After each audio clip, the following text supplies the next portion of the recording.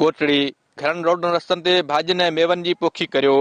कोटड़ी अल मदीना चौक Bihar colony Khurshid colony में इन सिलसिले में शहरनि जी सुजाॻी लाइ हिकु कैंप शहरी ज़राअत जे नाले सां लॻाई वई, जंहिंमें शहरनि जे वॾे अंग शिरकत कई ऐं दिलचस्पी ज़ाहिर कई।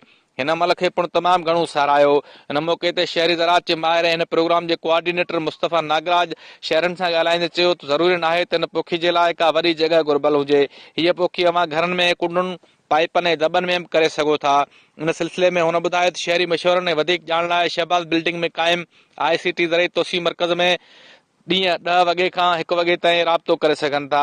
हिन सिलसिले में मुस्तफ़ा नागराज ऐं उन समूरी टीम डॉक्टर फरहनाज़ कलेरी, जमील चांडियो, इरफान सुमरो, अल्ताफ़ ओडो, फ़कीर उमेर शफ़ी लग़ारी पारां तयारु कयल मुख़्तलिफ़ ज़रिए फिल्मूं पिणु मोबाइल ज़रिए सिनेमा ते शहरनि खे ॾेखारियूं वयूं, जंहिंमें पिणु शहरनि वॾी दिलचस्पी ॾेखारी।